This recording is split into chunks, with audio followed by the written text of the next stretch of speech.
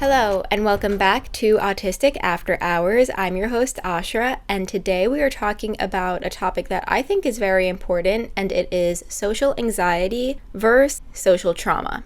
Thank you to everyone who's listening to the podcast today, and also a special thank you to everyone who's watching the podcast over on YouTube. If you ever want to watch me as I speak, you can do that on YouTube at Ashra Louisa. And a quick reminder to follow the podcast at Autistic After Hours on Instagram. That's where I post polls every single Monday so that you can vote for episode topics, and it's also where I post original content every single week. This is a topic that is very important and very personal to me as an autistic person, because it is actually one of the first things that I got misdiagnosed with. When I was in college, I was misdiagnosed with social anxiety disorder, and that never felt exactly right. I never fully resonated with it, and the treatment was really non-beneficial, and in fact, I would say it was harmful for me. So that is why it is super important and super relevant for the autistic community, why this distinction between social anxiety and social trauma is so important, because so many of us are misdiagnosed with social anxiety disorder because the manifestation of the behaviors that we experience can look like social anxiety disorder when sometimes they actually aren't. To start off today, I want to mention that I will be using research to discuss these topics, and all of those references will be cited in the show notes. I also want to mention that I will be using the DSM-5 to talk about the DSM-5 criteria for social anxiety disorder, because there's one key factor that I think distinguishes the social trauma that many autistic people experience from social anxiety disorder. Before we get into it, I want to say that it's completely possible and probably very likely that many autistic people do indeed meet criteria for social anxiety disorder as well, but there are a lot of us that don't meet that criteria and are actually experiencing behaviors that are a result of social trauma, and they're not the same thing necessarily. You can, however, be socially traumatized and have social anxiety disorder. It's important to understand if you are experiencing social trauma or if you are experiencing social anxiety disorder, or both, because the way that you go about supporting those struggles is different in many ways. I also want to mention that I am not a doctor, I am not a psychologist, and I am not an expert, so anything I say here today is truly just based on my subjective experiences. Though I am using research, I am speaking of that research through a subjective lens that may be flawed, so please do your own research, consult with professionals if any of this is particularly relevant to you and something that you want to learn more about. Let's briefly talk about the definitions of social anxiety and social trauma. Social anxiety is this fear of being negatively judged, watched, or humiliated in social situations. It's known to be anticipatory and internal, which means that you are anticipating this embarrassment, you are anticipating something happening, and this fear is coming from within you. It can be prompted by external events, but it's this deep-rooted fear of embarrassment coming from an internal place that is causing this anxiety. It's often tied to self-consciousness about your appearance or about performance. It's really this internal thing that is causing this anticipation, this fear of embarrassment, of being judged by other people. While social trauma is chronic or acute emotional harm from social rejection, bullying, exclusion, or from being misunderstood. It can truly lead to lasting nervous system dysregulation and to a lasting trauma response. It's often cumulative, so it adds up over time, and externally caused, not just perceived. So that's an important distinction here, where social anxiety disorder does not necessarily have to stem from external things that have happened to you. It can just be something that internally occurred, this internal fear of embarrassment that is then affecting your behaviors and the way that you go about social situations. While social trauma has to have occurred from an external event, from a stimulus that caused this reaction in you. But again, social anxiety can be from external events, but it just isn't always, while social trauma is from history of socially traumatizing events. Something that I think is important to note here is that it tends to be the case that many people project this disinterest in people onto autistic individuals, stating that the reason why autistic people may not want friendships or may not want certain relationships or may not be active in relationships is because they have a disinterest in them. And while that very well may be true for some autistic people, it's not always the case. And so social isolation and social avoidance are not always because a person has disinterest in relationships. It can be because a person has a fear of those relationships, maybe because they have social anxiety, or it can be because they have a buildup, an accumulation of so many negative social experiences that they are socially traumatized and therefore avoidant and experiencing trauma responses in social situations. So some autistic people have a disinterest in peers,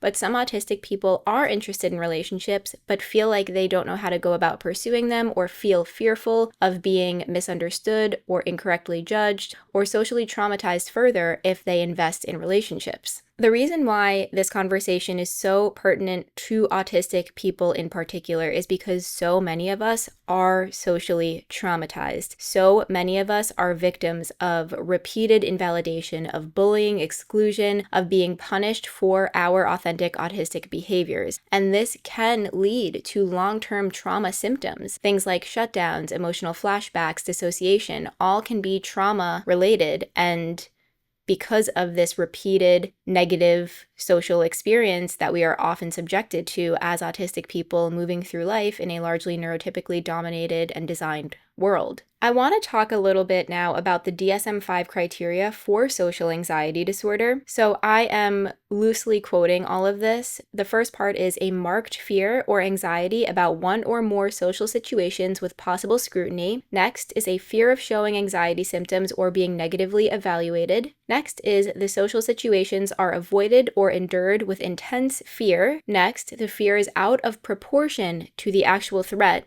Next, the duration is 6 months or more, causing significant distress. And finally, it's not attributable to another condition. Now let's take a step back because there's one key factor here that I think distinguishes this from the social trauma that many autistic people experience, and that is the fear is out of proportion to the actual threat. Now, that is a very important part of the social anxiety disorder criteria. It's very important to note that because that is what separates it from what so many autistic people experience, which is a social fear of being misunderstood, of being bullied, of being invalidated because of the experiences that we've had where we were subjected to all of those things. That is why I am not experiencing social anxiety disorder. I am experiencing social trauma in my avoidance because my fear is not out of proportion to the actual threat. My fear is perfectly in proportion to the threat because these threats are things that I have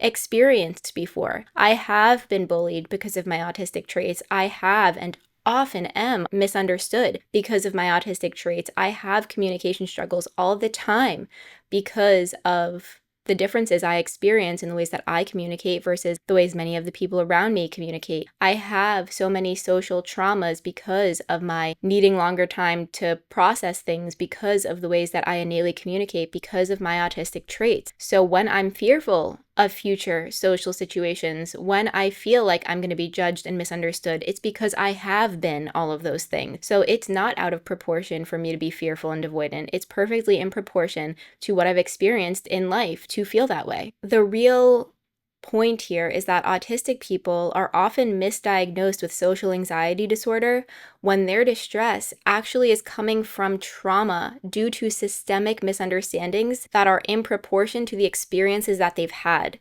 So it's not irrational in many situations for us to be socially fearful and avoidant. And that is why it doesn't technically perfectly match that criteria for social anxiety disorder, because it's not irrational and it's not out of proportion. Another point is that many autistic individuals don't inherently fear judgment, and they aren't inherently fearful of embarrassment in social situations. It's that we often fear misunderstandings or being punished for our authentic behaviors because we've experienced it so much in the past. Let's talk a little bit now about some shared traits and also key differences between what might be labeled as social anxiety disorder and social trauma. So some shared traits are social withdrawal, emotional dysregulation, avoidance, and hypervigilance, while some key differences are that social anxiety is often fear-based, so it's rooted in fear, but social trauma is often harm-based. It's rooted in harm being done because of past harm that has been done. Social anxiety is often anticipatory, so it's something you're anticipating happening, while social trauma is retrospective. It's based on the reflection of harm that has been done to you in the past. Social anxiety is rooted in performance, so feeling like you're going to be judged or embarrassed because of insecurities around your performance, while social trauma is rooted in survival. It is a defense mechanism to withdraw. It is a defense mechanism to avoid because, again, it's harm-based. Next, and this is important, is that social anxiety can respond to exposure therapy, so repeatedly exposing yourself to the thing that you fear in order to gain some resilience and lessen the fear around that thing, while social trauma requires trauma-informed care rather than exposure therapy. And this is really a personal part for me because throughout my entire life, and especially after I was told by a psychiatrist that I had social anxiety disorder, I thought that the best thing for me was to do exposure therapy to continue pushing myself into these situations that didn't feel good for me. And what I was actually doing was re-traumatizing myself rather than working through the trauma because I didn't have social anxiety disorder. I had harm-based social trauma. Now, another key difference is that social anxiety does not require a history of harm. Many people have social anxiety disorder and they have no history of harm. This fear of embarrassment comes from within. While it can be from a history of harm, it doesn't require it in order for you to meet that criteria. While on the other hand, social trauma requires a history of interpersonal harm. So social trauma is something that you're going to get from this repeated harm that you've endured from social situations. It's not something that you're just going to have for no root cause. With social trauma, there's going to be a root cause. With social anxiety, there can be, but there isn't always one. It can just be something that happens from you internally. So as a quick summary, the main point here is that not all social discomfort is social anxiety. Some can be unhealed trauma, and it's really important to understand the differences and what you're dealing with because, again, the treatment can be very different and it can be detrimental to accidentally be treating yourself for one thing when it's actually something else. Social pain also is not irrational. For autistic people, it is a very valid, very real, very understandable response because of the lived experience that you've had that has caused you harm, and it's only natural for your body and your mind to respond with trauma behaviors, with trauma-related behaviors because what you have endured has been traumatic for you. While there is a lot of overlap between what can manifest as social anxiety disorder and social trauma, there are some things you can try to ask yourself to kind of try and figure out what you're dealing with. So one question is, do you fear being judged in future situations? Is it this anticipatory feeling of projecting yourself into future situations and fearing that you're going to be judged? And I do relate to this, though that this particular question might more suggest social anxiety. As someone with social trauma, this is something that I also would relate to. So I think this is a question that can go either way. Another question you can ask is, do I relive painful past experiences? And this might be more a signifier of social trauma because it's kind of that trauma-related behavior of constantly replaying things in your head, of constantly rethinking it and feeling the pain of it over and over and over again. Another question is, do I feel physical distress or freeze in social settings? And this might be an indicator that you're experiencing social trauma because there is this emotional kind of dysregulation, nervous system dysregulation response that you're experiencing as a result of the trigger. Another question is, do I mask or change myself to avoid rejection? And this could really go either way. Another question is, do these feelings develop slowly over years of mistreatment? And this again can be social anxiety or social trauma. And then another question is, do I feel this way even in supportive environments? And this is a good question, because this might more likely be anxiety over trauma, because if it is social trauma, sometimes the fear and the scariness of it can go away a little bit or completely when you're in a safe and supportive environment where you don't feel like you're going to be receiving more social harm. But if it's social anxiety based, you may still feel these things even in supportive environments, because again, social anxiety disorder is not always from an external source. It could just be from within. But again, these questions could really go either way, and so it's something you have to explore much more in depth on your own if you're trying to discern whether it is social anxiety disorder or social trauma or both, and I do encourage you to speak with a professional if you're able to. I will talk a little bit about my experience figuring it out. I think the key for me was understanding that my fears and my social struggles and the things that seem scary to me and the things that I'm avoidant of are not manifesting in an irrational way. All of the thoughts that I have of worrying that I'm going to be misunderstood, worrying that I'm going to be judged, worrying that people are going to hate me, worrying that I won't be able to keep going with the conversation, all of these things are based on real things that have happened to me. They're based on harm that I've endured. And so it's not irrational in any way, and it's not out of proportion for me to be feeling these things in anticipation of things that will happen in the future. It makes a lot of sense for my body to be reacting the way that it does because of the experiences that I've had. And all of this social struggle, all of it, has come from external events. If I didn't have any sort of social harm in my past, then I would not feel this way. I don't have any sort of innate fear of judgment or embarrassment. I actually am very, very confident. I can be a very outgoing, energetic, bubbly person in certain situations when I feel very safe.